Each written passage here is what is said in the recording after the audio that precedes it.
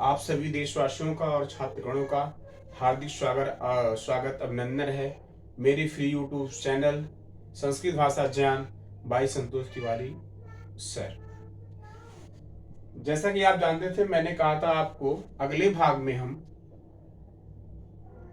आपको वर्ण विचार के में वर्ण के प्रकारों के बारे में अध्ययन जो है करवाएंगे। तो आइए ज्यादा कुछ न करते हुए, जैसा कि आप बोर्ड में देख रहे हैं, आपको एक प्रकार से चार्ट बना हुआ दिखाई देगा। आप इसको नोटबुक में अपने चार्ट की तरह बना लेंगे। ये हमेशा के लिए आपके लिए बहुत ही फायदेमंद रहेगा कि वर्ण आखिर कितने प्रकार के होते हैं, कौन कौन से वर्ण होते हैं, इन सब बातों को आप इसमें फटाफट सीख जाएंगे। तो आइए देखते हैं वर्ण के प्रकार। वर्ण मूलतः दो प्रकार के होते हैं, पहला स्वर, दूसरा व्यंजन।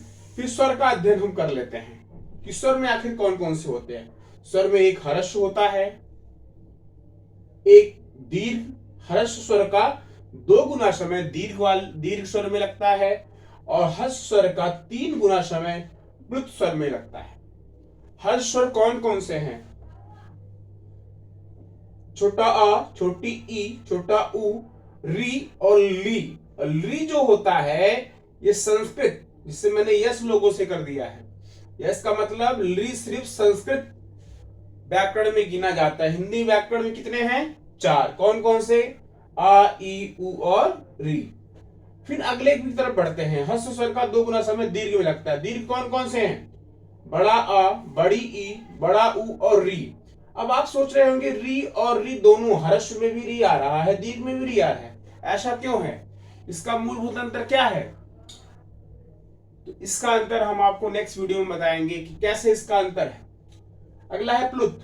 प्लुत स्वर का इस्तेमाल मूलतः संस्कृत भाषा में ही किया जाता है, बहुत ही कम हिंदी भाषा में किया गया है, क्योंकि यह हर्ष स्वर का 3 गुना समय बोलने में लगता है इसको। जैसे ओम, ओम में देखो यह 3 की मात्रा है, तो हर्ष स्वर का 3 गुना समय प्लुत में लगता है, इसलिए ओम इसका उदाहरण है।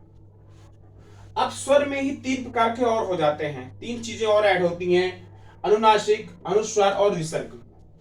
अनुनासिक का चिन्ह आपके सामने, जैसे चांद, चांद के ऊपर जो चिन्ह लगा होता है उसे हम अनुस्वार कहते हैं। अनुस्वार मुख और नासिका दोनों से बोला जाता है, जैसे चांद, तो मुंह और नासिका से दोनों से आवाज निकल रही है। अगला है अनुस्वार। अनुस्वार का चिन्ह आप देख रहे हैं, जैसे दंड, दंड के ऊपर अंक की बिंदी, इसका उच्चारण सिर्फ नासिका से किया जाता है, जैसे दंड, इसका उच्चारण हो गया। नेक्स्ट देखते हैं विसर्ग। विसर्ग का चिन्ह आप देख रहे हैं, इसका उच्चारण किसकी तरह होता है? हा की तरह होता है, जैसे दुख, ये इसका प्रतीक चिन्ह। क्लियर हो गया? अगला ये हो गया स्वर। अब स्वर के अलावा हम नेक्स्ट पार्ट पे आते हैं, व्यंजन। व्यंजन आखिर कितने प्रकार के होते हैं? व्यंजन भी मूलतः 3 प्रकार के होते हैं, स्पर्श व्यंजन, अंतस्थ व्यंजन और ऊष्म व्यंजन। स्पर्श व्यंजन का से लेकर मा तक कितने हैं? 25। कितने हैं? 25। और अंतस्थ व्यंजन मूलतः 4, या, रा, ला और वा, ये 4 हो गए अंतस्थ। ऊष्म कितने हैं? तालव्य सा, दंत सा, मूर्धन्य सा और हा। ये तो हो गए मुख्य रूप से व्यंजन। अब व्यंजन में भी कुछ और होते हैं, जैसे संयुक्त व्यंजन। संयुक्त व्यंजन मूलतः 3, जैसे कक्ष, कक्ष से बना यह, ज और या से बना यह, और तीसरा जो बना ता और रा से बना है त्र। तो इस प्रकार से मूलतः ये संयुक्त व्यंजन 3। अब द्विगुण व्यंजन, जिनके अंदर 2 गुण हो, ट, ठ, ड, ठ, आप पढ़ते हैं। अब देखिए जैसे पढ़, पढ़ में जो शब्द है ढ़ है, ये क्या है? 2 गुणों से लिए हुए, ट, ठ, ढ का भी प्रयोग होता है। ऐसे सड़क में जो ड़ आता है, ये भी क्या है? द्विगुण है। ये 2 गुणों को लिए हुए कैसे है? जैसे जैसे डमरू। अब उसी डमरू का, डमरू शब्द के नीचे ड के नीचे अंक की बिंदी लगाई जाती है, तो ड़ में परिवर्तित हो जाता है।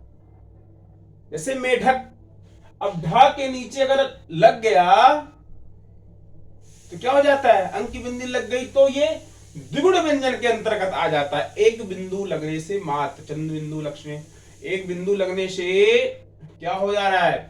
यह द्विगुण व्यंजन के अंतर्गत इसीलिए आता है हेतु व्यंजन। तो ये आज के जो प्रकार थे ये मुख्य रूप से रहे। इस चार्ट को आप फटाफट नोट करिए और इसे बिल्कुल नोट में नोट कर लीजिए, हमेशा के लिए आपके लिए बहुत बहुत फायदेमंद रहेगा। आप सभी इसको नोट करिए और कमेंट में बताइए कि सर ये कैसा आपका वीडियो रहा, हमको समझ में आ रहा है कि नहीं आ रहा है, और क्या चीजें और आपको सीखनी है। ये सारी बातें आप कमेंट के माध्यम से हमें बतला सकते हैं। तो इसे आप तुरंत का तुरंत नोट कर लीजिए। आप सभी का बहुत बहुत धन्यवाद।